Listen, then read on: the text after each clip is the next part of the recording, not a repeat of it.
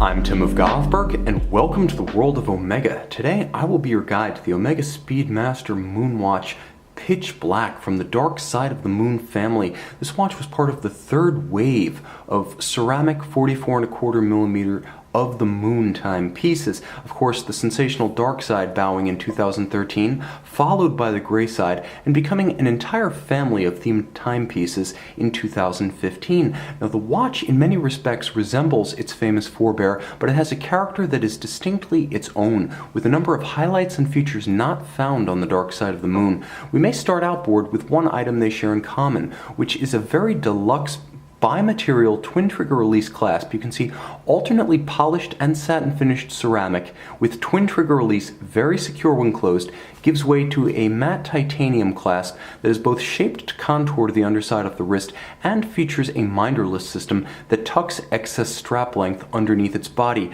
removing the need for awkward minder loops.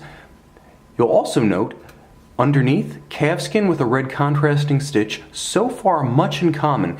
Where you start to see a divergence in style is in the strap itself. As you can see, the contrasting stitch and natural grained calfskin of the pitch black on the right and the original dark side of the moon, with a combination of textile on its top with a monotone stitch and on its underside calfskin with a red contrasting stitch. So with a different material and a contrasting stitch, we're already seeing a few differences, but they multiply as we reach the case and bezel proper. One item in common, the ceramic 44.25mm black case, brilliantly double finished with polish and a directional satin grain. The contrast is made possible with diamond-tipped tools that Omega uses to fashion this otherwise indelible material. That's correct.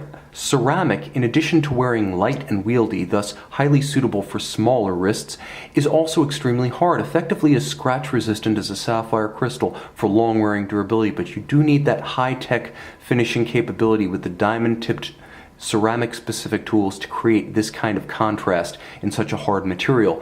Where the watch really diverges from the dark side is in the tachymeter scale. Now, although you'll note there is a subtle difference in coloration, subtle, the real distinction happens when the lights go down, and that's when the pitch black is anything but. The tachymeter scale, along with the crown insert, glowing brilliantly in superluminova to match the dial. Now, the dial is another area where the watch differs from the dark side. Two elements that you'll see immediately are different. The dark side features a ceramic zirconium oxide dial in a high polish or gloss finish with unfinished, polished white gold indices and hands.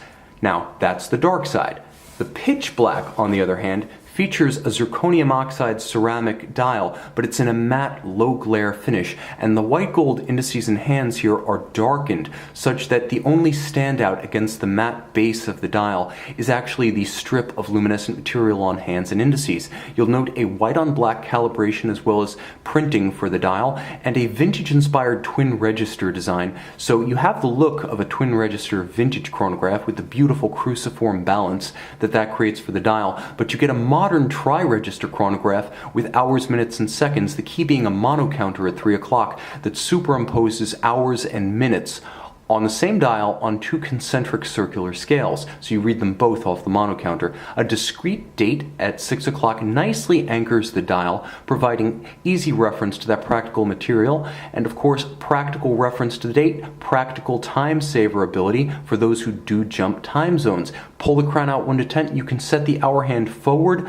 or backwards without stopping chronograph or movement, setting forward or backwards, even jumping the international date line east and west, driving the date forward or backward as needed. So the watch features a robust time zone jumpers function for those who will be traveling frequently wearing their pitch black. There's also a hacking or stop seconds function, so you can set the watch precisely to a reference time.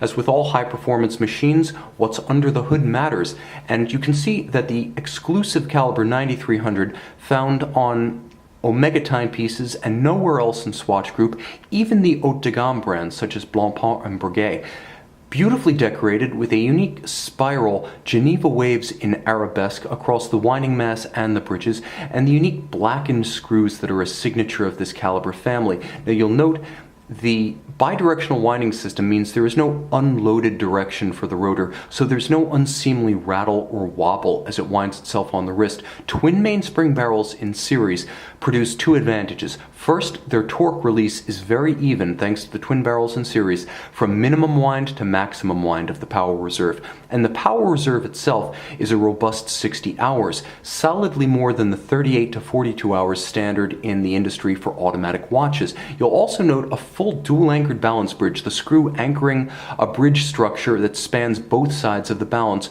with a free-sprung index, those two features allowing the watch to be regulated very precisely. It is a COSC certified Swiss chronometer, but also giving it robust resistance to shock and vibration-induced timing deviation. At the center of the balance is a Si14 silicon hairspring that also gives the watch robust resistance to magnetism. Now you can see through the skeletonized bridge structure the column wheel interacting with its horns and levers that represents the function selector for the chronograph. This is an old school measure, more difficult to tune, more challenging to construct, and yes, a little bit more expensive, but it's the only way Omega builds its flagship chronograph families, and you can see it in beautiful fashion with its high polished crenellated towers. The other advantage of the system is that it uses a vertical clutch. Now you'll note with a vertical clutch there's no jump when the seconds hand starts and there's no stagger when it stops, and it always resets perfectly to the index at 12 because there is no play in a vertical clutch system. The final great advantage of this setup